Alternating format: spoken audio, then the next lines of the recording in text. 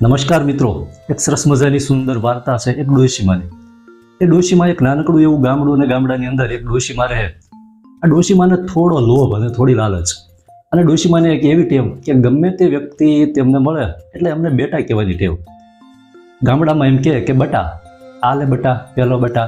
મોટી ઉંમરનો હોય તો પણ એને એમ કે, અને અજાણ્યો કોઈક વ્યક્તિ હોય તો પણ એમ કે બટા.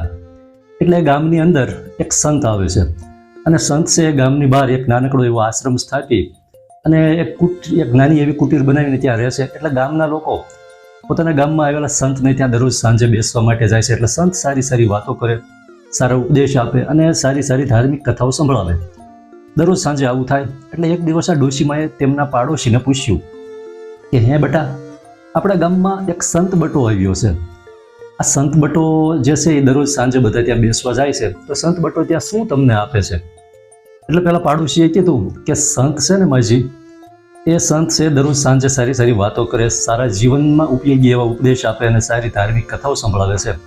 એટલે ડોશીમાને એમ થયું કે મારે પણ કથા સાંભળવા જવું છે, સારી સંતની વાતો સાંભળવા તો જવું છે. પરંતુ ડોશીમાને એક લાલચ, એક પ્રકારનો એક લોભ મનમાં હતો કે આ સંત બટો કંઈક માગશે તો, આ સંત છે કંઈક માગશે તો, ધન અથવા દોલત કે કોઈ પૈસા કે રૂપિયા કે અનાજ કે કંઈ માગશે તો. ડોશીમાને આવું એમ. એટલે તેણે એમના પાડોશીને કીધું કે હે બટા, એ સંત બટો છે તમને કથા સંભળાવે, એના બદલામાં એને કંઈ આપણે આપવાનું. તો પેલા ભાઈ કીધું કે આપણે એને કંઈ આપવાનું નહીં, પણ એને તન મન અને ધન આપવાનું, તન મન અને ધન આપવાનું, આટલું કીધું. એટલે ડોશીમાને એમ થયું કે તન મન અને ધન. ધન એટલે એને તરત જ મગજની અંદર લાઈટ થાય કે મારા ઘરે થોડા ઘરેણાં પડ્યા છે, એ ધન જ કહેવાય.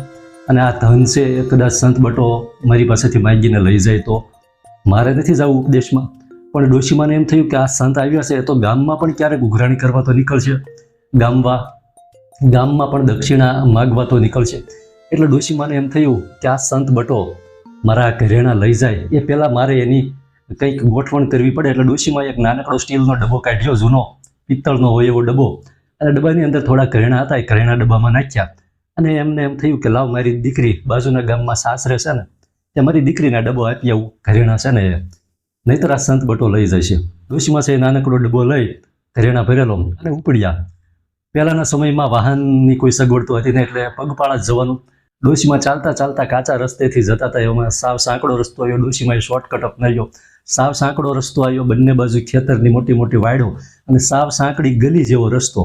અને રસ્તામાં જાતા એવામાં રસ્તાની અંદર એક ઊંટ છે એ રસ્તાની બરાબર વચ્ચે આડું બેઠું હતું. ડોશીમાએ થોડી વાર ઊંટને ઊભું કરવા માટે પ્રયાસ કર્યો, પણ ઊંટ છે ઊભું થયું નહીં. ડોશીમાને એમ થયું કે ઊંટ આડું બેઠું હતું રસ્તામાં, અને બંને બાજુ મોટી વાયડો હતી કાંટાની, ડોશીમા જઈ શકે એવું હતું નહીં. એટલે ડોશીમાને એમ થયું કે ઊંટ તો ક્યારે ઊભું થશે, થોડી રાહ જોઈ. પરંતુ એમ થયું કે હવે આવી અવાવરું જગ્યાએ રહેવાય નહીં, ચાલ ઊંટ ઊભું નહીં થાય તો ઊંટને ઠેકી અને જતી રહો. ડોશીમા છે એ ઊંટને ઠેકવા માટે ગયા, એક પગ ઓલી બાજુ ને એક પગ આ બાજુ રહ્યો, ત્યાં ઊંટ થયું ઊભું. અને ઊંટ તો મંડ્યું ચાલવા.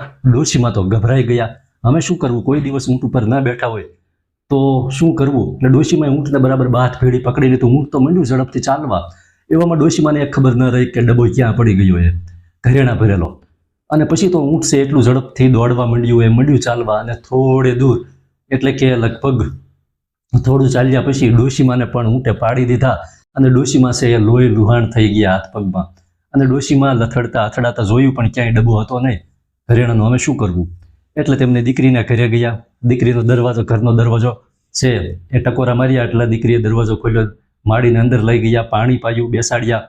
અને બધી એમને ખબર અંતર પૂછી કે કઈ રીતે તમે આ લોહી લુહાણ થઈ ગયા.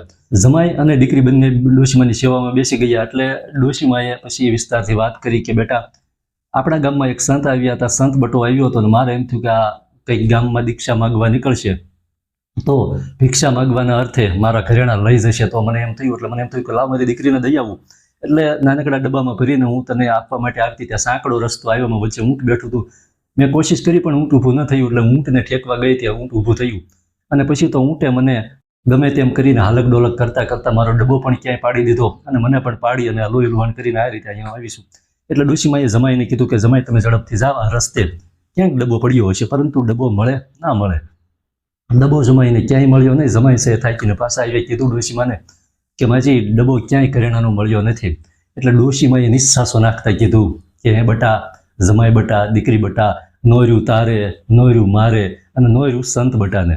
એટલે વધારે પડતો લોભ અને લાલચ છે એ મનની અંદર ન રાખવું જોઈએ, કેમ કે કોઈ પણ વસ્તુ તમારી હોય કોઈ લઈ જવાનું હોતું નથી. આપણી સ્થિતિ આપણે જ નક્કી કરતા હોઈએ છીએ. જય હિન્દ.